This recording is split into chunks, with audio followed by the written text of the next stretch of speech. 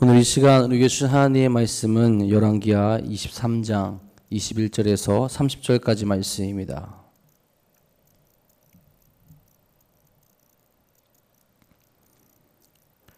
열왕기하 23장 21절에서 30절까지 말씀입니다.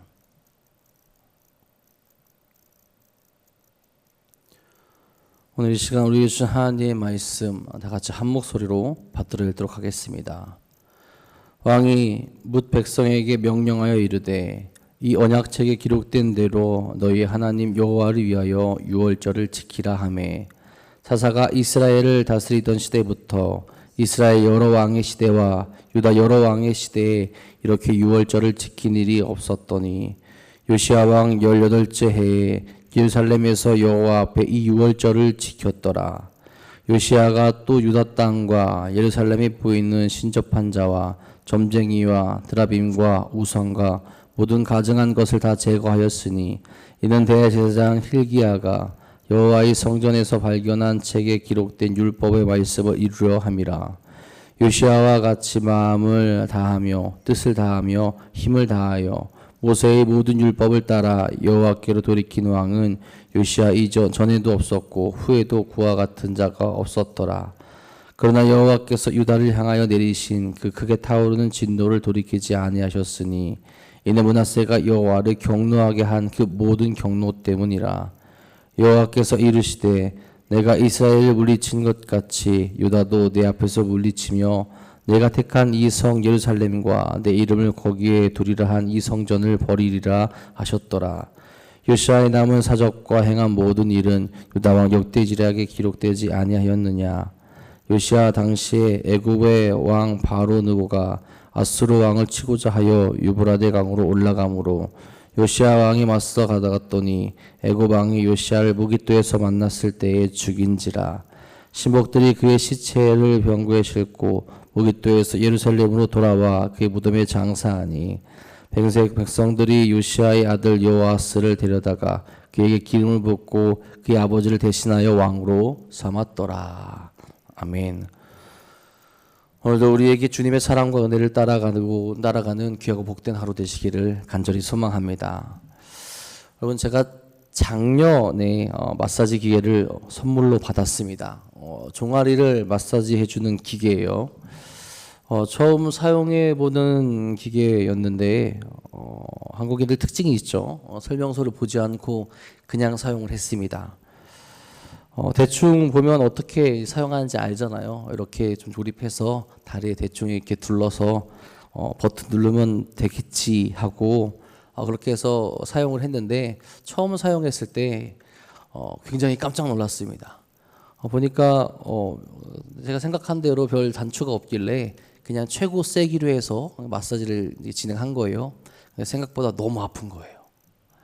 너무 이 압박한 정도가 세서 꺼야겠다 싶어서 버튼을 보려고 눌렀더니 이거를 중지시키는 걸 모르는 거예요. 그래서 한 10초 정도 고생하다가 이제 코드를 뽑아버렸던 기억이 있습니다. 제가 그 작동법을 좀 알고 사용했다면 금방 껐 수 있었을 텐데, 그리고 그 경고를 보고 최고 낮은 단계부터 시작해 봤을 텐데 그러지 않고 이제 제 마음대로 하니까 그런 깜짝 놀랄 만한 일들을 경험했던 거죠.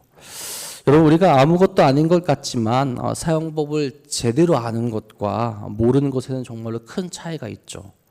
제대로 알게 된 또 제대로 된 성능 혹은 결과가 그것을 통해서 나올 수 있게 되는 겁니다. 제대로 알지 못하면서 아는 척 하다가는 이런 좀 어려움을 겪을 수도 있게 되는 거죠. 믿음에서도 마찬가지 아닌가 싶습니다. 내가 아무리 많이 알고 있다 할지라도 우리가 무엇을 보고 또 보며 확인하며 나아가야겠습니까? 하나님의 말씀이죠. 내가 많이 알고 있다 하더라도 하나님의 말씀으로 내 자신을 돌아보고 하나님의 말씀이 기준이 되어서 믿음의 삶을 살아나갈 수 있어야 합니다. 그렇게 살아가면서 하나님이 명령하시는 길을 온전히 찾아가야 되는 거죠. 오늘도 하나님의 말씀만을 따라서 우리의 길이요 진리요 생명 되신 하나님과 함께 나아가는 귀한 하루 되시기를 간절히 소망합니다.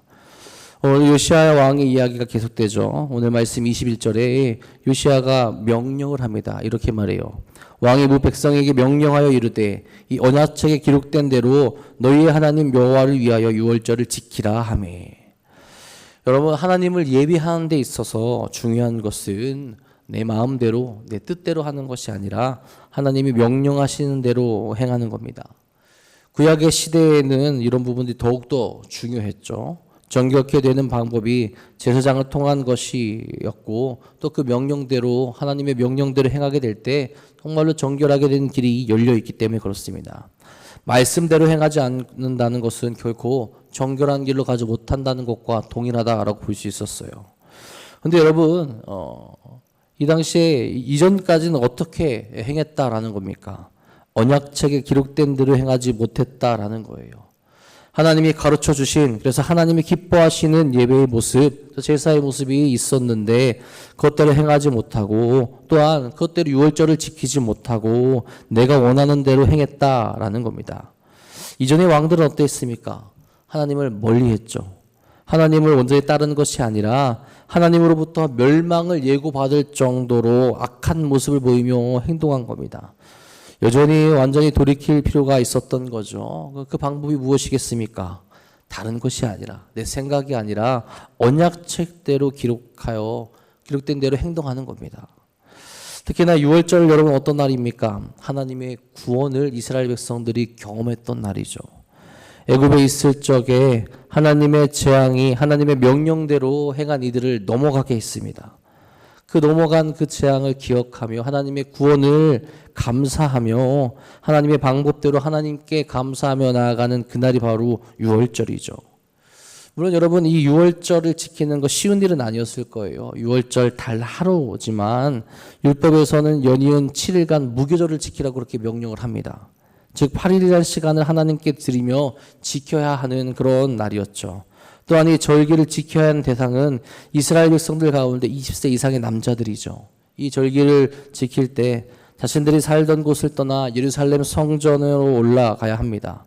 자신의 것을 내려놓고 자신의 것을 다 어떻게 보면 하나님께 맡기고 하나님을 바라보며 나아가는 그날이 바로 유월절이라는 거죠. 이렇게 제대로 지낸 적이 없었다라는 거예요. 그런데 요시야 왕은 어떻게 합니까? 이렇게 지키자라는 거예요. 왜요? 언약책에 율법책에 그렇게 기록되어져 있기 때문에 그렇습니다. 여러분 우리의 삶, 우리의 믿음의 모습 이럴 수 있어야 된다라는 거예요. 우리도 수많은 절기들 또한 수많은 날들을 보내게 됩니다. 또한 한 주 한 주 또 무슨 주일이다 그렇게 명칭하며 나아가죠. 지금 우리는 성령 강림 후 제12주로 보내고 있습니다. 이 날들, 이 절기를 기억하며 우리 신앙의 모습이 하나님 앞에 제대로 나아가고 있는지를 생각해 보아야 한다라는 거예요. 성령 강림 후 12주. 하나님 앞에 성령님을 구하며 성령님과 함께 동행하며 나아가고 있는지. 다른 절기도 마찬가지로 하나님께서 우리에게 주신 은혜를 기억하며 감사하며 하나님께 우리의 마음을 드리며 나아가고 있는지 말씀을 바라보며 말씀으로 돌아가 하나님만을 바라보며 우리가 나아가고 있는지를 생각하며 점검받을 수 있어야 한다라는 거죠. 하나님 말씀 안에 내가 흔들리지 않고 나아가고 있는가? 정말 하나님 말씀으로 돌아가 하나님께 그 마음 가운데 위로받으며 또한 하나님 안에서 그 풍성한 은혜를 경험하며 나아가고 있는지를 돌이켜 볼 수 있어야 한다라는 거죠. 주의 말씀으로 돌아가게 될 때 우리에게 참된 평화와 참된 기쁨과 참된 감사의 삶을 살아갈 수 있기 때문에 그렇습니다. 요시야가 그런 일들, 그런 삶을 이스라엘 남유다 백성들에게 그렇게 제시해 준 거죠. 그렇게 언약책에 기록대로 행하게 되었을 때 그의 평가가 어떠합니까? 22절에 말합니다. 사사가 이스라엘 다스리던 시대부터 이스라엘 여러 왕의 시대와 유다 여러 왕의 시대에 이렇게 유월절을 지킨 일이 없었더니 엄청난 평가가 나타나게 되죠. 사사가 이스라엘을 다스린 시대부터 그 이스라엘 여러 왕들과 남유다의 여러 왕들의 시대에서 요시야만큼 유월절을 지킨 자가 없었다라고 그렇게 평가를 합니다. 요시야가 지킨 유월절은 유다와 베냐민 지파뿐만 아니라 북이스라엘 속해 있던 나머지 10지파까지도 모두 참여하게 됩니다. 모든 이들이 참여하면서도 여호와 보시기에 합당한 유월절을 지켰다라는 거예요. 히스기야 왕도 유월절을 지켰지만 요시야 왕처럼 완벽하게 지키지는 못했습니다. 요시야가 어떻게 이렇게 언약책대로 유월절을 지킬 수 있었겠습니까? 여러분, 그만큼 준비된 시간과 마음이 있었기 때문이죠. 23절에 말합니다. 요시야 왕 18째 해에 이스라엘에서 여호와 앞에 이 유월절을 지켰더라. 요시야가 왕이 된 지 18째 해에 이런 일들이 가능해진 겁니다. 그동안 여러분 요시야가 아무것도 하지 않았을까요? 그렇지 않았습니다. 왕이 되고 오랜 시간 동안 성전을 보수하고 하나님의 말씀으로 돌아가기 위한 개혁들을 진행한 거죠.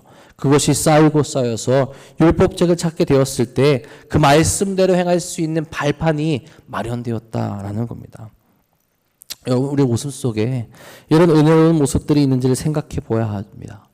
하나님의 뜻에 따라서 완벽하게 살아가는 것이 우리의 바람이 되어야 돼요. 하지만 그에 따른 준비가 되어 있지 않다면 하나님의 말씀이 우리에게 내려져 왔을 때 우리가 그 말씀을 바라보게 됐을 때 우리는 순종하고 그 말씀대로 살아가기보다는 다시 나의 길을 걸어가려고 하려는 모습이 더 크다라는 거죠.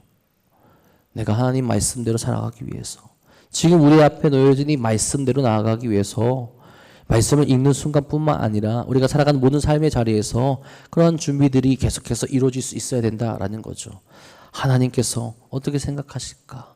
내가 하나님께 나아가기 위해서 오늘 내가 하나님과 더 가까워지기 위해서 내가 무엇을 해야 될까? 생각하며 고민하며 그렇게 하나님을 바라보며 생각하는 모습들이 준비된 모습들이 있어야 한다라는 거죠. 그래서 우리에게 이 말씀이 다가오게 될 때 우리가 나의 생각, 나의 뜻을 내려놓고 가장 먼저 하나님께 나아갈 수 있는 일들이 가능하게 된다라는 겁니다.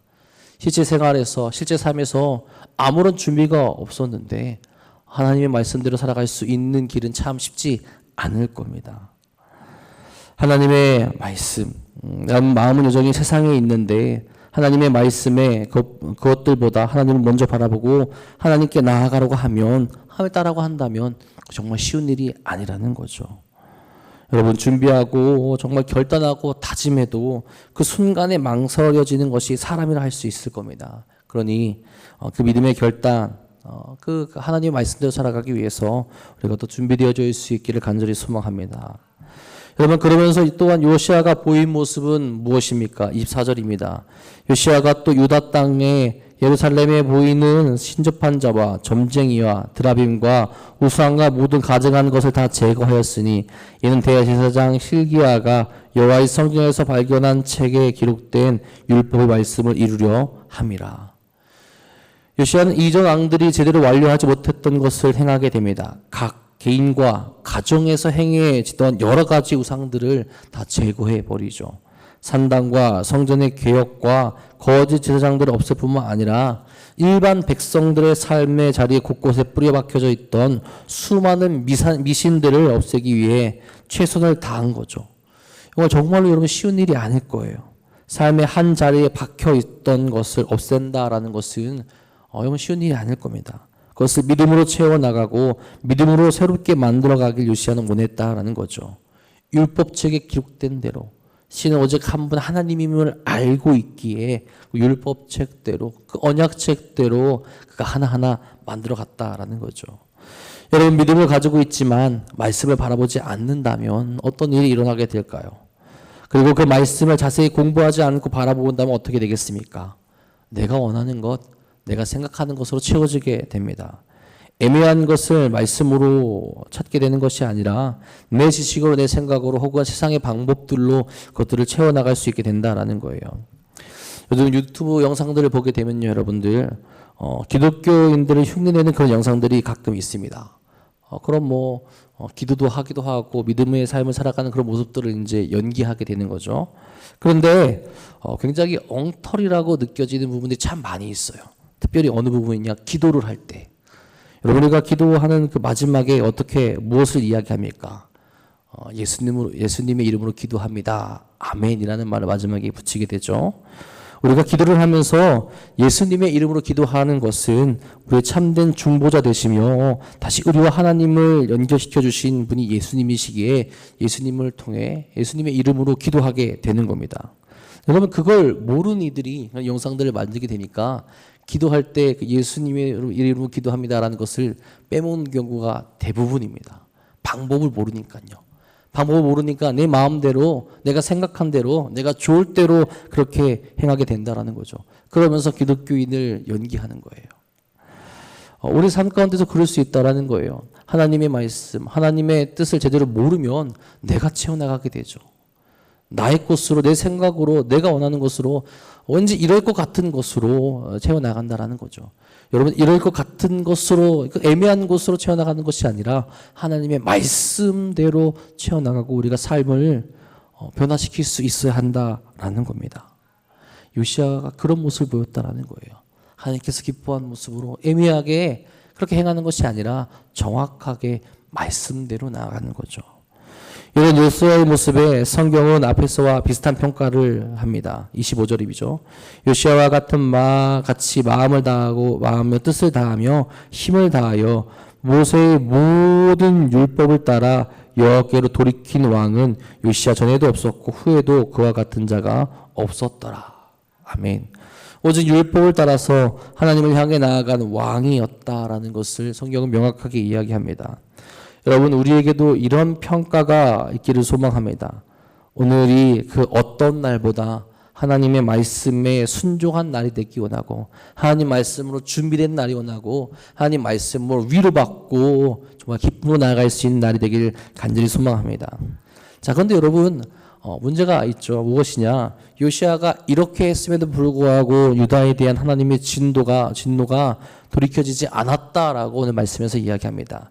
26절, 27절이죠. 그러나 여호와께서 유다를 향하여 내리신 그 크게 타오른 진노를 돌이키지 아니하셨으니 이는 므낫세가 여호와를 경노하게 한 그 모든 경노 때문이라. 여호와께서 이르시되 내가 이스라엘을 물리친 것 같이 유다도 내 앞에서 물리치며 내가 택한 이 성 예루살렘과 내 이름을 거기에 두리라 한 이 성전을 버리리라 하셨더라.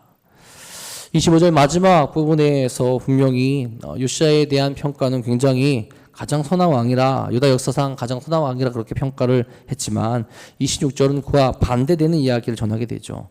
요시아가 종교개혁을 통해서 하나님만을 온전히 섬기려 했지만 이전에 요시아의 할아버지 므낫세가 이미 지은 죄악이 너무 커서 유다를 향한 하나님의 진노와 심판을 피할 수 없게 되었다라는 거죠. 여러분, 무서운 심판의 말씀이지만 이것 또한 하나님의 구원을 위한 계획이라고 볼 수 있게 됩니다.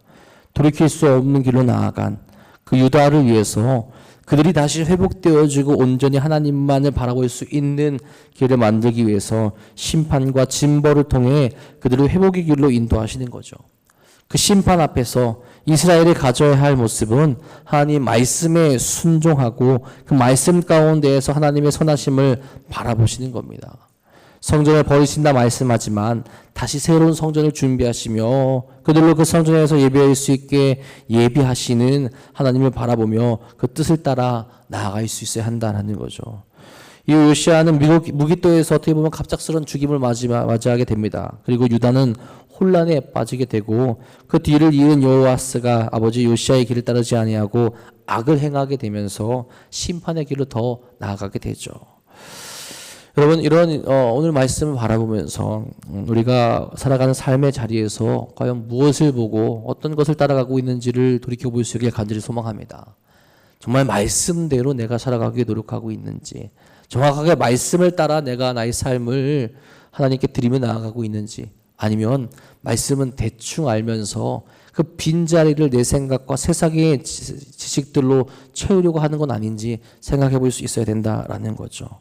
나의 생각, 나의 고집을 내려놓고 오직 우리에게 말씀하신 하나님 말씀만을 따라가며 그 말씀을 의지하여 나아가게 될 때 그 자리는 생명의 자리로 꼽히게 될 겁니다.